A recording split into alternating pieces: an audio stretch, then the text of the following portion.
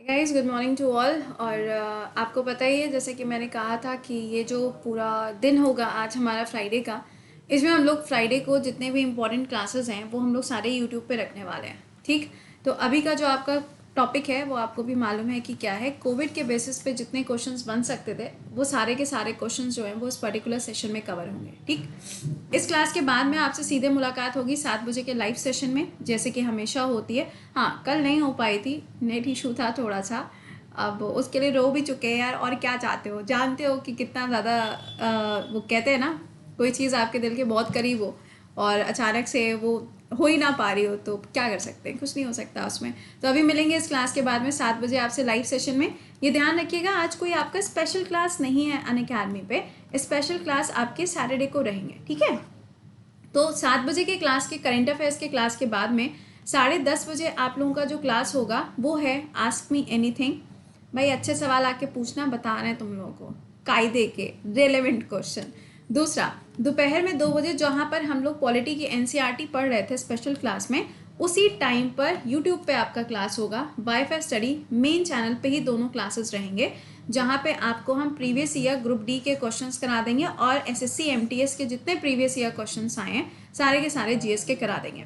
शाम को 4:30 बजे का जो क्लास होगा ये आपका ड्रीम यूपीएससी पे रहेगा, क्योंकि आप अभी देख रहे हो कि काफ़ी ज़्यादा साइंस एंड टेक के फील्ड में चीज़ें हो रही हैं। जैसे कि चाइना का भी रॉकेट आके गिरने वाला है, कभी भी गिर सकता है। चाइना ने अपना रोबोट वगैरह भी लॉन्च किया है और काफ़ी सारी चीज़ें। तो ये क्लास आपका शाम को 4:30 बजे, लेकिन ये भी लाइव होगा जी, लाइव होगा। ठीक है, तो चलिए शुरुआत करते हैं आज के सेशन की। स्वदेश दर्शन आपका मंडे टू फ्राइडे चल रहा है 10:30 बजे, only on Unacademy. Please session के लिंक को एक बार से लाइक और शेयर करिएगा। बड़ी मेहनत लगी है भाई इस टॉपिक को कवर करने में, कोविड के ऊपर जितने क्वेश्चंस बन सकते हैं सब एक साथ लाने में।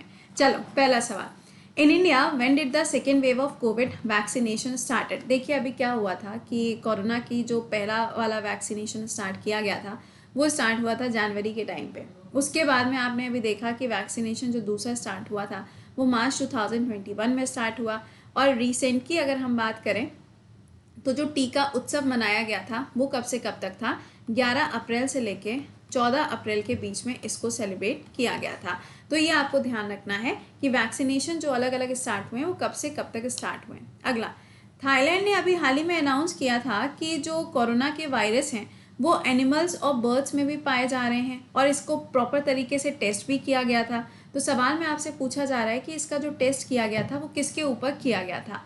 आपने अभी देखा कि इंडिया के अंदर जो जूज नेशनल पार्क है, या फिर कह लो कि जो नेहरू नेशनल पार्क है तेलंगाना हैदराबाद के अंदर, वहाँ पे भी एशियाटिक लाइन्स को हुआ था। तो इसका जो टेस्ट हुआ था वो मंकी के ऊपर किया गया था। अगला क्वेश्चन पूछ रहा है आपसे, in the study which cell are found in कोविड-19 patient bode well for long term immunity. यहाँ पे कहा जा रहा है कि कोविड का अगर कोई पेशेंट है तो उसकी बॉडी में इसमें से कौन सा वाला एक ऐसा सेल पाया जाता है विच इज़ वेरी इंपॉर्टेंट, मतलब जो इम्यूनिटी को बहुत ही ज़्यादा देर तक बूस्टअप रख सकता है। तो आंसर क्या हो जाएगा, टी सेल। हम लोगों ने पढ़ा भी हुआ है आरबीसी या डब्ल्यूबीसी, जब हम पढ़ते हैं तो डब्ल्यूबीसी के अंदर आपको एंटीबॉडीज़ मिलती हैं और उसी में आपको टी सेल भी देखने को मिलता है। अगला, name the vaccine that is jointly developed by German company BioNTech and US की एक कंपनी जिसका नाम क्या है, फाइजर। तो आपको बताना है कि वो कौन सी वैक्सीन है। इसका आंसर हो जाएगा BNT162। ठीक, देखो फाइजर वैक्सीन की बात करें तो आपको मालूम है कि इसको यूएसए ने तो किया ही है डेवलप, साथ में से यूके का भी कंट्रीब्यूशन देखने को मिलता है। तो इसको ध्यान रखना। जैसे कि जॉनसन जॉनसन है, अब उसमें बहुत सारी कंट्रीज हैं, जैसे कि जर्मनी भी है, यूके भी है और इसमें फ्रांस भी है, यूएस भी है, तो बहुत सारी कंट्रीज का कंट्रीब्यूशन है। अगला, clinical trial in which blood is transfused from recovered COVID-19 patient to coronavirus patient which is in the critical condition। यानी कि अगर मान लीजिए कि कोई एक ऐसा पेशेंट है जिसको कोरोना हुआ है और एक कोई ऐसा व्यक्ति है जो कोरोना से ठीक हो चुका है, तो जो ठीक हो चुका है उसकी बॉडी में से किस चीज़ को लेके पेशेंट की बॉडी में डाला जाएगा, तो वो क्या है, प्लाज्मा। क्या चीज़ है, प्लाज्मा। आप देख रहे हैं प्लाज्मा थेरेपी जो है वो दिल्ली से स्टार्ट करी गई थी, और अभी भी जब आप देखते हो कि ऑक्सीजन की ज़रूरत कितनी ज़्यादा है, प्लाज्मा की ज़रूरत कितनी ज़्यादा है, तो ये प्लाज्मा क्या है, दिस इज़ एंटीबॉडी। क्या है ये, एंटीबॉडी है जो कि डेवलप हो जाती है और यही एंटीबॉडी निकाल के फिर कोविड पेशेंट की बॉडी में भी डाली जाएगी। ठीक है, अगला, the first case of novel corona virus was identified in, सबसे पहला जो कोरोना केस था वो कहाँ पे पाया गया था, सभी जानते हैं, वुहान, दैट इज चाइना के अंदर।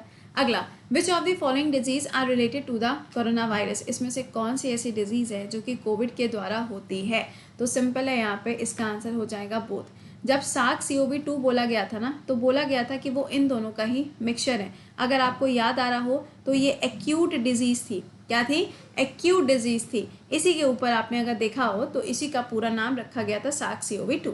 अगला, from where corona virus got it name, इसका जो नाम है वो ये कोरोना क्यों पड़ा।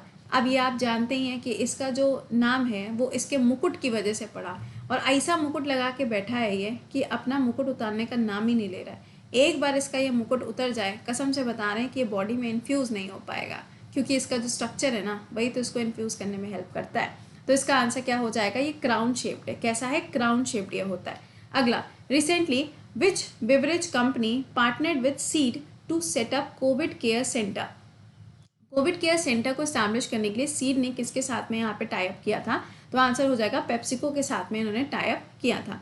अगला, आर्म्ड फोर्सेस के द्वारा अभी हाल ही में क्या किया गया था, अभी एक नया मिशन शुरू किया गया है जिसके अंदर मेडिकल सर्विसेज तो होंगी, ऑक्सीजन सप्लाई भी किया जाएगा और उनको बताया जाएगा कि आप जल्दी ठीक हो जाएंगे, यानी कि एक पॉजिटिव थिंकिंग को ग्रो करने के लिए क्या लॉन्च किया गया है, को जीत को लॉन्च किया गया है। आप मुझे कमेंट बॉक्स में आंसर करके बताएंगे। कल ही वाले क्लास में मैंने कवर किया था, आप कहेंगे कि मैम कल तो क्लास ही नहीं हुई थी क्योंकि 7 बजे क्लास नहीं हो पाई थी। तो भैया क्लास अगर इन केस किसी भी सिचुएशन में 7 बजे नहीं होती है तो वो क्लास हर हालत में 9 बजे से पहले आपको रिकॉर्डेड मिल जाती है। तो वो आपकी रिस्पॉन्सिबिलिटी है कि आप क्लास को देख रहे हो कि नहीं देख रहे हो, that is not my responsibility, ठीक है। तो यहाँ पे मैंने कल इसको पूरा डिटेल में कवर किया था, अगर आपने देखा है तो अच्छी बात है, नहीं देखा है तो दोबारा जाके देख लीजिएगा। आप मुझे बताएंगे कि इस प्रोजेक्ट को लीड कौन कर रहा है, क्योंकि ये आर्म्ड फोर्सेस के द्वारा लॉन्च किया गया है, ये किसी हेल्थ मिनिस्ट्री के द्वारा नहीं है।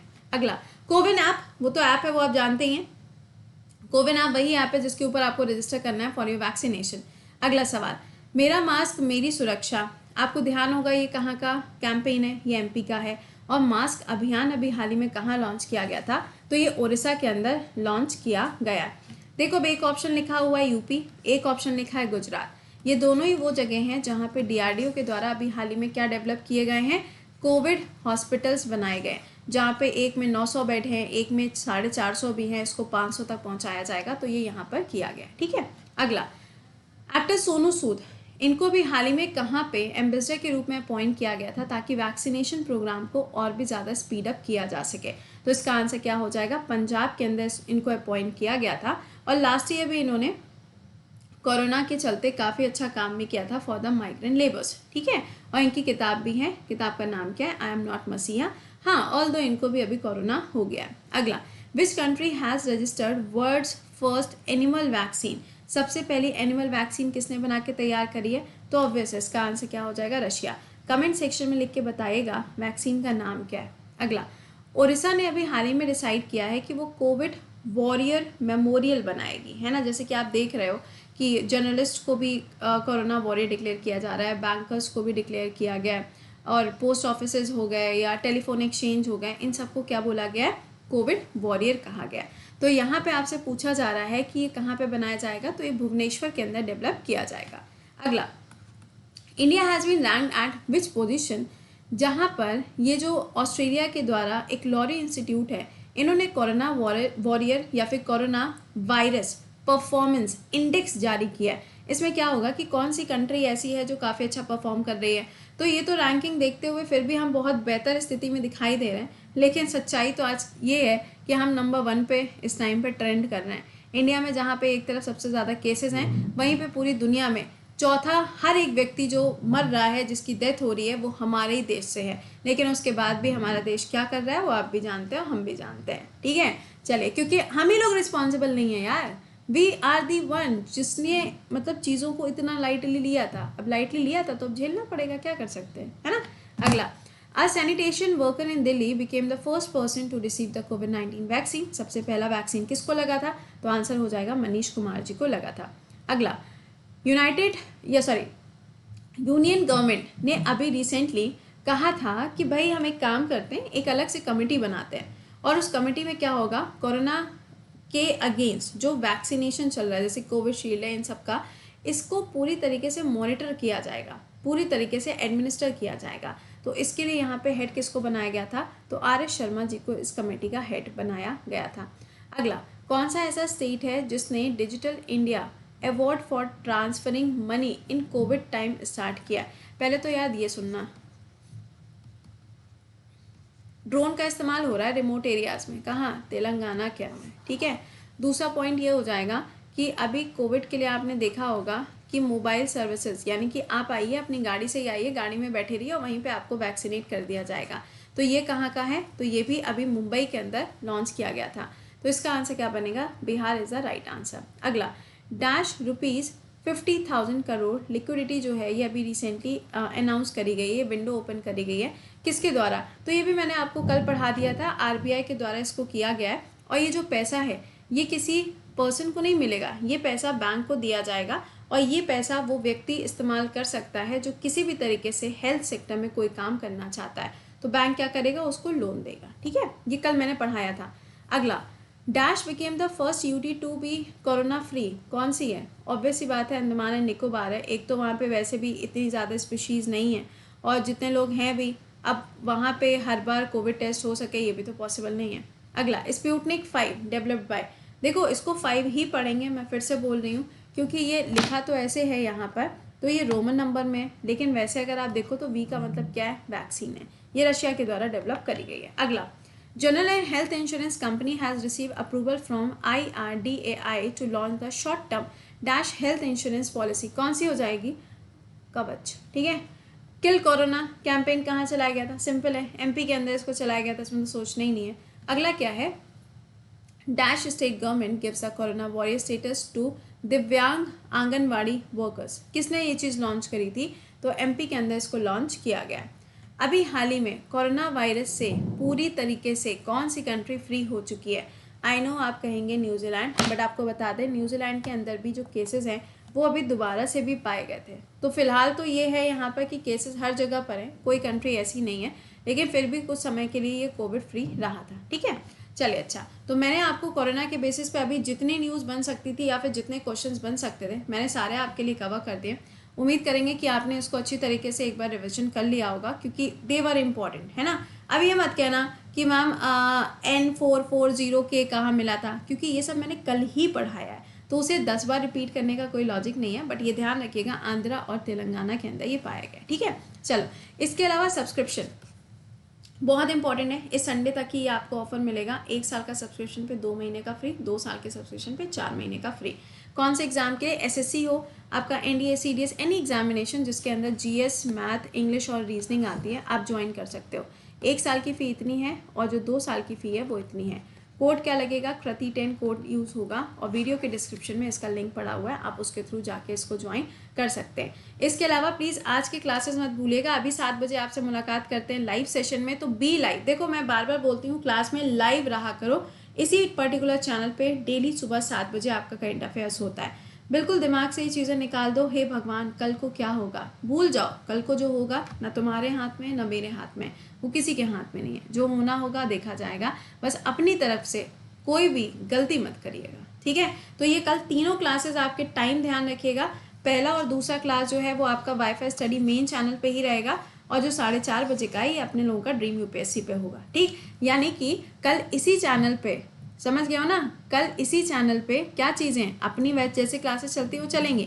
बट आज का मैं आपको बता दूं कि आज का जो शेड्यूल है, अभी 7 बजे तो हम इसी चैनल पे मिलेंगे, लेकिन 10:30 बजे और 2 बजे मुलाकात होगी वाईफाई स्टडी मेन चैनल पे और 4:30 बजे ड्रीम UPSC चैनल, ठीक है। चलो मिलते हैं, टिल देन खुश रहिए, मुस्कुराते रहिए and be live in the 7 AM session. Bye bye and take care.